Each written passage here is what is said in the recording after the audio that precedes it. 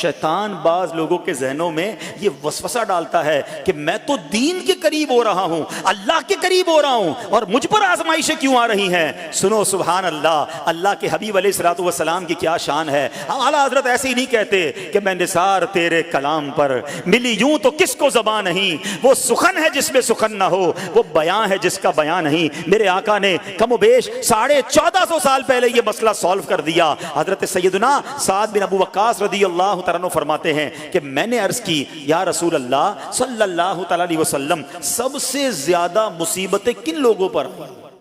گلی مکا دی نا، پنجابی میں کہتے ہیں نا، گالی بات ہی ختم کر دی۔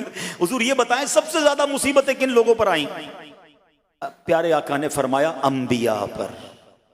اللہ اکبر، اللہ کے سب سے قریب تو انبیاء ہیں نا، انبیاء پر، پھر ان لوگوں کے بعد جو لوگ بہتر ہیں، پھر ان کے بعد جو بہتر ہیں۔ سنو اب اگلا جملہ، بندے کو اپنی دینداری کے اعتبار سے مصیبت میں مبتلا کیا جاتا ہے۔ اگر وہ دین میں سخت ہوتا ہے اس کی آزمائش بھی سخت ہوتی ہے، اگر وہ دین میں کمزور ہوتا ہے تو اللہ عز و جل اس کی دینداری کے مطابق اسے آزماتا ہے۔ بندہ مصیبت میں مبتلا ہوتا رہتا ہے یہاں تک کہ اس کے دنیا میں ہی اس کے سارے گناہ بخش دیے جاتے ہیں۔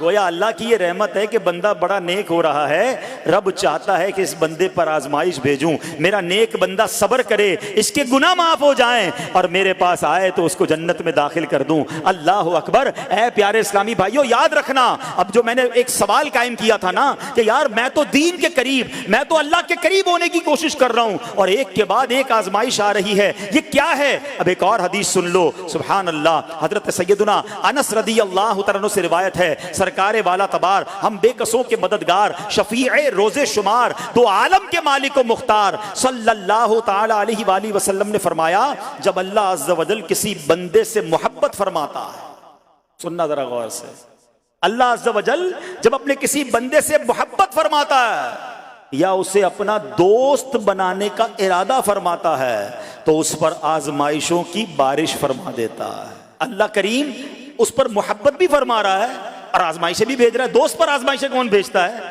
دوست کو تو راحتیں ڈالی جاتی ہیں۔ ہائے ہائے، اب یہی تو امتحان ہے، یہی تو چیک ہے۔ سنو، نبی پاک فرماتے ہیں جب اللہ اس پر آزمائش بھیجتا ہے نا، وہ بندہ اپنے رب کو پکارتا ہے، اے میرے رب عز و جل، تو اللہ فرماتا ہے میرے بندے تو جو کچھ مجھ سے مانگے گا میں تجھے عطا فرماؤں گا، تو جلد ہی تجھے دے دوں گا اور اسے تیری آخرت کے لیے ذخیرہ کر دوں گا۔ سبحان اللہ۔ یعنی اللہ والوں کو آزمایا جاتا ہے، ان کے درجات بلند کیے جاتے ہیں، ان کے گناہ معاف کیے جاتے ہیں۔ تو اے میرے پیارے اسلامی بھائیوں، کبھی بھی یہ ذہن میں خیال مت لانا کہ یار میں دین میں قریب آ رہا ہوں، میری آزمائشیں بڑھ رہی ہیں۔ سمجھ لو امتحان شروع ہو گیا ہے، ٹیسٹ شروع ہو گیا ہے، اب اس ٹیسٹ میں مجھے کامیاب ہونا ہے اور اللہ کے مزید قریب جانا ہے۔ زندگی میں جو گناہ ہو گئے ہیں یہ میرے گناہوں کا انشاءاللہ کفارہ بن جائے گا، میرے درجات کی بلندی کا سبب بن جائے گا۔ اللہ سے عرض کرنا، اے مولا میں تیری رضا پر راضی، میں تیرے فیصلوں پر راضی، اب تک جو دیا تھا تو نے دیا تھا،